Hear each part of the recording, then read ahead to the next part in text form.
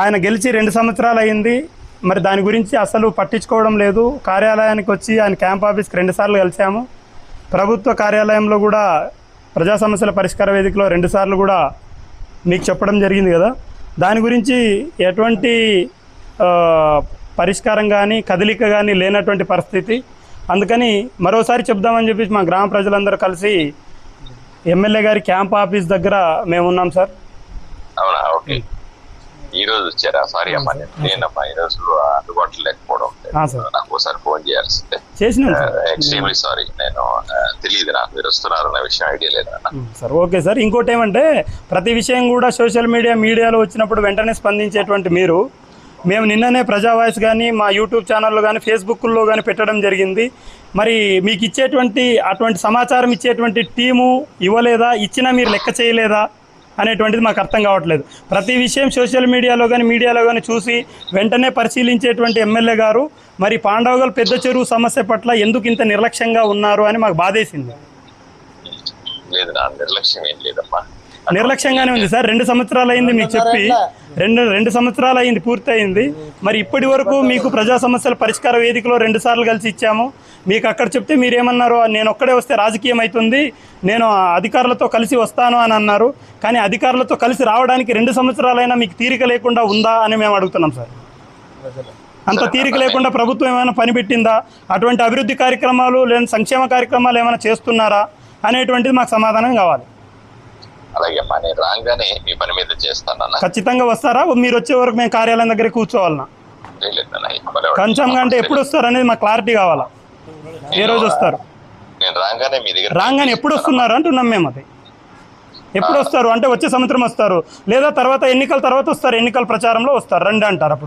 అప్పుడు రావాలన్నా? ఎప్పుడైనా డేట్ కన్ఫర్మ్ చెప్పండి, డేటు టైం కన్ఫర్మ్ చెప్పండి, ఎవరెవరితో వస్తున్నారో సమాధానం చెప్పండి.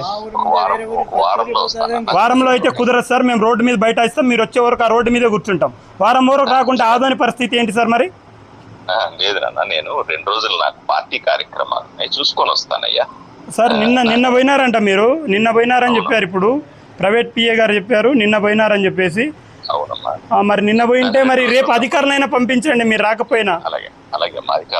అధికారులు కూడా వెళ్ళి చెప్పాం సార్, వాళ్ళకు కూడా ఏమాత్రం చలనం లేదు. ఎక్కడో ఎంగనూరులో సస్పెండ్ అయినటువంటి ఎంఆర్ఓ గారిని ఇక్కడ మీరు తెచ్చిపెట్టుకున్నారు, చలనం లేనటువంటి ఎంఆర్ఓ గారిని తెచ్చిపెట్టుకున్నారు. ఇక్కడ ఉన్నటువంటి సబ్ కలెక్టర్ గారు ఐఏఎస్ అధికారి ఉండాల్సినటువంటి ఆయన అట్లా కాకుండా ఎవరినో సీనియర్ ఆర్డీఓ గారిని పెట్టారు. ఆయన కూడా ఏమాత్రం పట్టనట్లు మా పరిధిలో లేదు అని మాట్లాడుతున్నారు. ఎవరికి చెప్పాలి మేము? కలెక్టర్ గారికి వెళ్ళి కలిసాం, కలెక్టర్ గారు కూడా ఒకసారి పాడేశారు, రెండోసారి తీసుకున్నారు, సమాచారం లేదు. మీరు కూడా కలెక్టర్ గారికి లెటర్ పెట్టామన్నారు, దాని మీద ఏమొచ్చిందనేది మీరు మాకు సమాచారం ఇచ్చారా? సంవత్సరం అయింది కదా. పిఏ గారు ఏడున్నారు? పిఏ గారు ఈడ రండి. మీకు ఇచ్చిన లెటర్ దాని మీద డేట్ ఏమని చెప్పండి. మీకు లెటర్ ఇచ్చాం కదా ఆ రోజు, డేట్ ఏమైంది? 25లో ఇచ్చాం. 25లో ఇచ్చాం సార్. ఇప్పుడైతే 6 రోజుల్లో వస్తాం, పని మీద ఉన్నామన్నారు. మరి ఏడాది క్రితం మీరు కలెక్టర్ గారికి ఇచ్చినటువంటి లెటర్ అయితే ఏదైతే ఉందో, మరి దాని మీద వివరణ కానీ మాకు సమాచారం కానీ ఎండార్స్మెంట్ కానీ ఇవ్వలేదు. దేనికి? ప్రజలంటే, ప్రజల సొమ్ము అంటే, ప్రజల ఆస్తి అంటే, ప్రభుత్వ ఆస్తి అంటే అంత నిర్లక్ష్యంగా ఉన్నారు గతంలో పాలకులు అయితే. మరి ఇప్పుడు కూడా మీరు అలానే కనిపిస్తున్నారు కదా, మా పరిస్థితి అట్లనే ఉంది.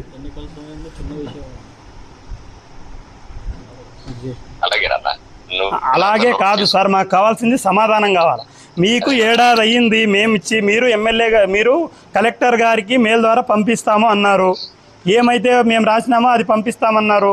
మేము కూడా 2021కి ముందు 1000 పోస్టల్ కార్డులు పంపించాం, చలనం లేదు అధికారుల్లో.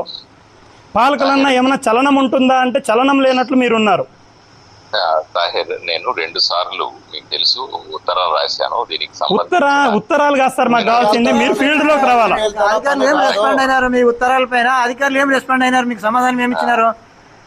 అధికారులు స్పందించలేదమ్మా. మా కలెక్టర్ గారిని ఒకసారి నువ్వు కాన్ఫిడెన్స్ పెట్టుకున్నారు కదా అధికారుల దగ్గర. మరి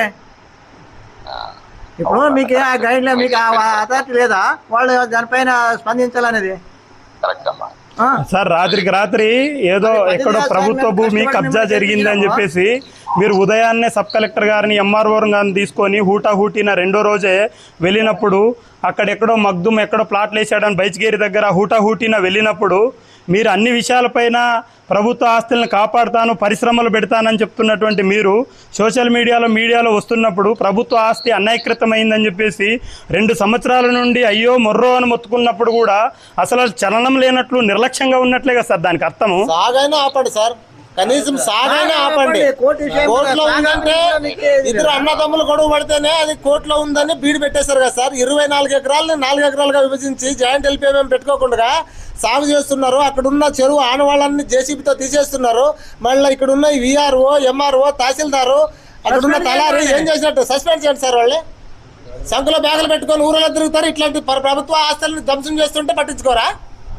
అలాగే తాహిర్, గ్రామస్తులందరూ కూడా కొంచెం శాంతించండి.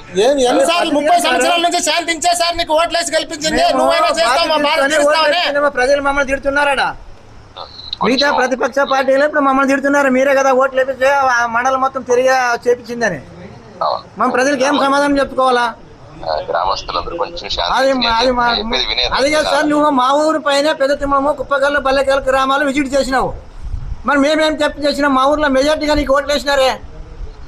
ఒక్కసారి మీరు చెప్పారు కదా, నేను కూడా ఒక నిమిషం ఎన్ని సంవత్సరాలు? 2 సంవత్సరాలు మీ ఆఫీస్ సార్ చెప్పండి సార్.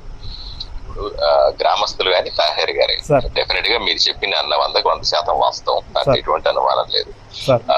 దీని మీద రావాల్సినంత స్పీడ్ గా ఈ పని కాలేదన్న మాట కూడా వాస్తవమే. దాన్ని కూడా నేనేమి అనట్లేదు, దాన్ని సమర్థించట్లేదు కూడా. నేను రాగానే నాకు 2 days టైం, ఎందుకంటే రేపు ఎల్లుండి మాత్రమే పార్టీ కార్యక్రమాలు అయిపోగానే వెంటనే రాగానే మొదటి కార్యక్రమం మీది తీసుకొని మీరు చెప్పిన విధంగా ఎంత స్పీడ్ గా వీలైతే దాన్ని అంత స్పీడ్ గా పరిష్కరించినా అందరం కలిసి పని చేద్దాం. అంత డెఫినెట్ గా మీరు ఒక 2 రోజులు సమయం ఇవ్వండి. ఇంత లోపల కావాలంటే అధికారులు పంపిస్తాను. రాగానే నేను ఫస్ట్ పని మీదే చేస్తాను. ఓకే సార్, ఈరోజు సోమవారం కదా సార్, స్పందన కార్యక్రమం ఉంది. వాళ్ళని అధికారులని కదిలించి మా గ్రామాన్ని సందర్శించమని చెప్పండి. సార్, ఈరోజు అధికారులు వచ్చి ఏదైతే ఆమె ప్రభుత్వ ఆస్తులను ఆమె ధ్వంసం చేసిందో ఆ ఆనవాలను, అక్కడ ఉన్నటువంటి తూము కట్టని ఆమె ధ్వంసం చేసింది. ఇప్పుడు సబ్ కలెక్టర్ గారు, ఎంఆర్ఓ గారు ఈరోజు సాయంత్రం లోపల విజిట్ చేయమని చెప్పండి. మీరు వచ్చిన తర్వాత మీతో పాటు వాళ్ళు కూడా వచ్చి విజిట్ చేసి ఇది సాగు చేయకుండా ఆపుతామని చెప్పేసి అధికారికంగా ఒక బోర్డును ఏర్పాటు చేయమని మేము కోరుతా ఉన్నాం సార్. దీన్ని ఈ ఏడాది సాగును ఆపండి. కింది కోర్టులు తీర్పిచ్చాయి కనుక హైకోర్టులో ఉన్నటువంటి కేసు కూడా వేగవంతం కావడం లేదు. అడిగితే ఇది కేసులో కోర్టులో ఉందా అని చెప్పేసి ఆశ్చర్యపోతున్నారు అధికారులు. అంటే అధికారులకు ప్రభుత్వ ఆస్తి మీద ఏమాత్రం ధ్యాస లేదు. కాబట్టి ప్రజాప్రతినిధులైనా ప్రభుత్వ ఆస్తిపైన దృష్టి పెట్టాల్సినటువంటి అవసరం ఉంది. కానీ దృష్టి పెట్టట్లేదని మాకు కనిపిస్తుంది సార్. ఇప్పుడైనా అట్లా కాకుండా మీరైనా ఇప్పటి నుండి దృష్టి పెట్టమని కోరుతా ఉన్నాను. తప్పనిసరిగా తయారు మీరు చెప్పింది నేను ఫాలో అవుతాను. నాకు రాగానే మీ పనినే ప్రయారిటీగా తీసుకొని చేస్తాను సార్. ఈ రోజు ఏమన్నా ఎంఆర్ఓ గారు, సబ్ కలెక్టర్ గారు వస్తున్నారు? మాట్లాడి సబ్ కలెక్టర్ ఇన్ఛార్జ్ ఆయనకి ఏం తెలియదు సార్. ఎంఆర్ఓ గారు గత వారం కింద మేము వెళ్తే సార్ 15 రోజుల కింద వెళ్ళాం. కావాలంటే అడగండి, శేషి గారిని అడగండి. వెళ్తే నేను వస్తాను బుధవారం రోజు అన్నారు, ఆయన రావట్లేదు. మీరు అన్నారు రాలేదు. అంటే అందరు మేము వచ్చినప్పుడు వస్తాము అంటున్నారు, రావట్లేదు. అలాగే మీ మాదిరిగా వాళ్ళు కూడా నేర్చుకున్నట్లున్నారు, వాళ్ళు కూడా చెప్పండి గట్టిగా. ఈ రోజు దినము కర్నూలు పోయినాము. కర్నూలులో కలెక్టర్ దగ్గరికి పోతే ఇది మా సమస్య కదా, మీరు ఎందుకు వచ్చినారు